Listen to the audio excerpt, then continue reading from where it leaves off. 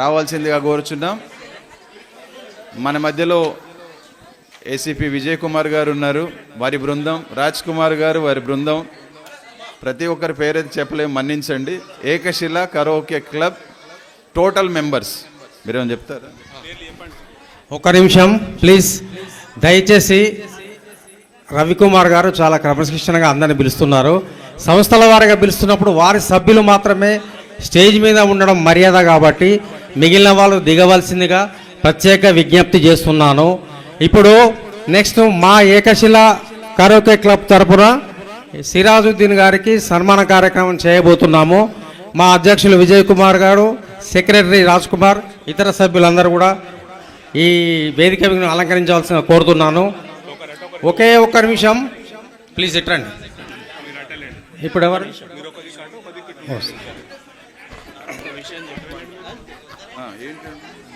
ఒక్క నిమిషం. మేడం మంజుల గారు సన్మానం చేస్తున్నారు వారికి, ఆత్మీయులు. దాని తర్వాత సర్దార్ కర్తార్ సింగ్ గారు, బటాజ్ సింగ్, అచ్చా ఓకే, మహేందర్ సింగ్ గారు సన్మానం చేస్తారు. ఏకశిల కరోకే క్లబ్ వారు ఒక్క నిమిషం విన్నపం. ఒకరిద్దరే ఉన్నారు. మంజుల గారి తర్వాత మహేందర్ సింగ్ గారు. మీ పేరండి? నారాయణ్. కళా రాజేశ్వరరావు గారు కూడా ఆ క్రమంలో ఉన్నారు సన్మానం చేయడానికి.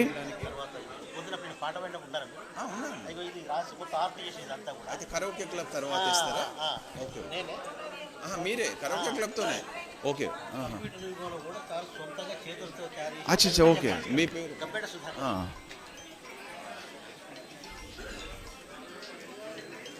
Thank you sir. అలాగే గబ్బెట సుధాకర్ గారు ఈ కంప్యూటర్ యుగంలో కూడా వారి స్వదస్తూరితో వారికి సన్మాన పత్రాన్ని రాశారు, అంతే కదండి. పాటను పొద్దున ఉదయం వారు ఆలపించారు. అదే కరోకే క్లబ్బే, వారు కూడా కరోకే క్లబ్బేనండి. మొదటగా షాల్. ఒక్క నిమిషం, ఇది అయిపోయిన తర్వాత ఓకే. ఏంటి కవిత నాది? Okay okay okay.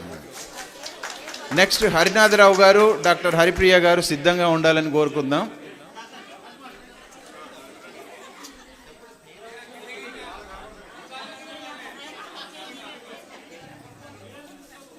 అది వారి ఆత్మీయం. ఎందుకంటే ప్రతి నెల ఒక 4 గంటలు కరోకే క్లబ్తో సిరాజుద్దీన్ గారు గడుపుతారు. కవి గాయక సమ్మేళనం ప్రతి నెల జగదీష్ బాబు గారి హాల్లో జరుగుతుంది అది. థ్యాంక్ యూ అండి. అయిపోయిందా?